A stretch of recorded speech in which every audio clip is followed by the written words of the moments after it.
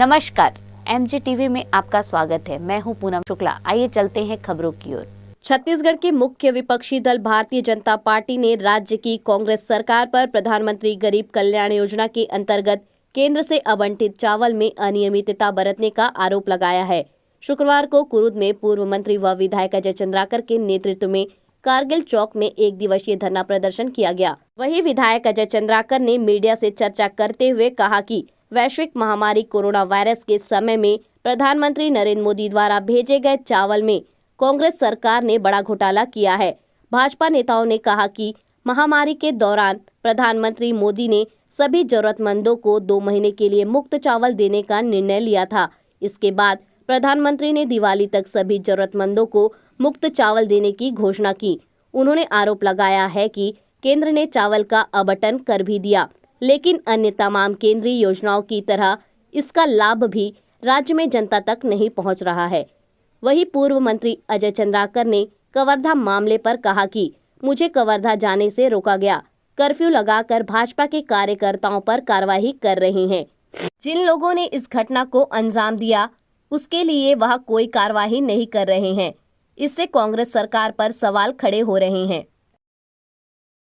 अभी आप मैं बोला लेके भी आ रहे हो, एक एक गांव में जो वितरण हो है कार्ड के हिसाब से, तो केंद्र सरकार के केंद्रांश जो है वो करीब 90% हुई, 10% केवल राज्य घोषणा हुए हैं। कटका में अमल में आप आते, कटका मिल पाते। जब कई ठन राशन कार्ड मिला है तो बहुत सारा विसंगति समझ में आई।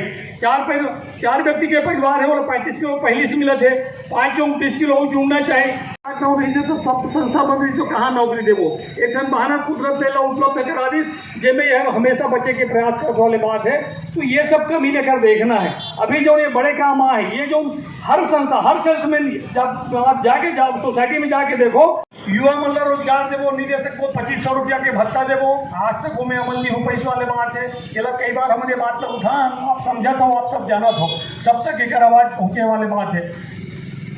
ये पार्टी का विषय है, मेरा विषय नहीं है। किन कारणों से बनाया गया है, मैं तो इस विचारधारा को आत्मसात करने वाला आदमी हूँ। पार्टी का जो आदेश हुआ है बिना हिल हवाला के आज तक मानते रहा हूँ, आगे भी मानूंगा, वो विषय नहीं है। विषय तो आज का धरना है। सही देखिए, प्रधानमंत्री अन्न कल्याण योजना विस्तारित हुई दिवाली तक। जिस दिन प्रधानमंत्री ने विस्तारित की उसके दूसरे दिन श्री भूपेश बघेल जी ने भी कहा कि हम भी आगे देंगे, और भूपेश बघेल जी ने 10 किलो की पात्रता सूची जारी कर दी। 10 किलो की पात्रता सूची जारी करने के बाद उसको 10 किलो से ऊपर चावल नहीं मिल सकता। तो केंद्र सरकार का जितना चावल है, जो 5 किलो अतिरिक्त देने की प्रधानमंत्री जी ने घोषणा की थी, वो जिस दिन से लागू है आज तक,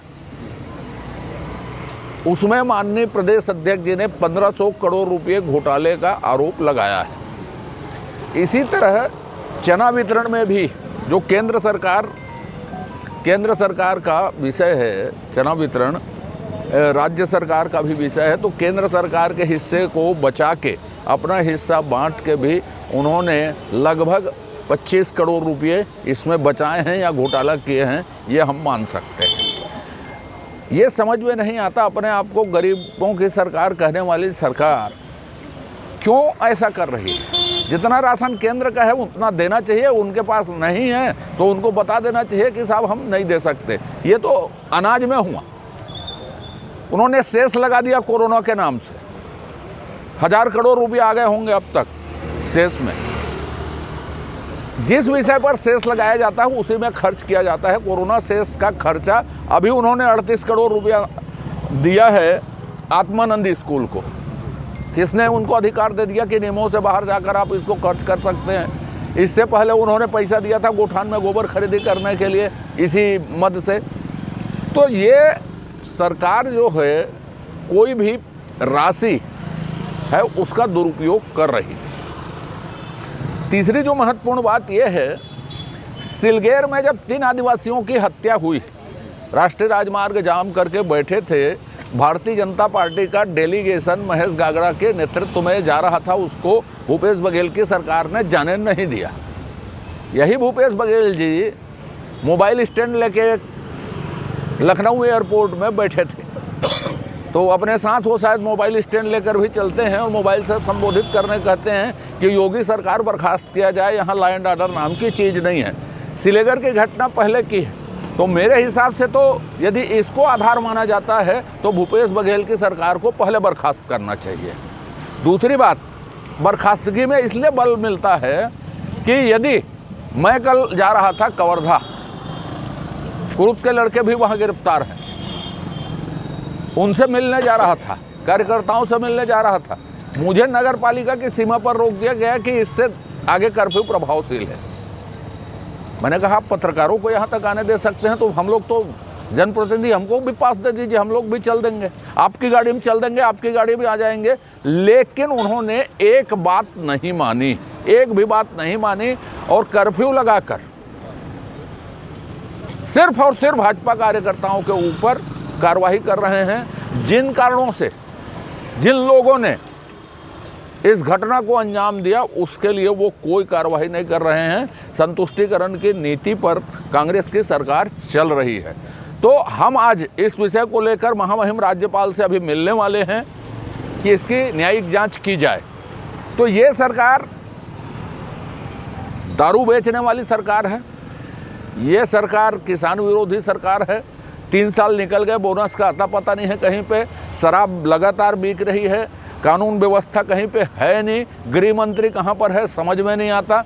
सड़क के लिए माननीय उच्च न्यायालय को संज्ञान लेना पड़ रहा है। आज है कि कांग्रेस के ही विधायकों ने अपने मंत्री के खिलाफ ट्रांसफर पोस्टिंग का उद्योग चलाने के लिए मोर्चा खोला। ये विपक्ष का आरोप नहीं है। तो जहां पर उनको पैसा दिख रहा है वहां मंत्री तक कूद पड़ रहे हैं। आम जनता, आम कांग्रेसियों की बात तो छोड़ दीजिए आप, अवसर में मंत्री ही सबसे आगे हैं। छत्तीसगढ़ को लूटने का रिकॉर्ड ये सरकार बना रही है।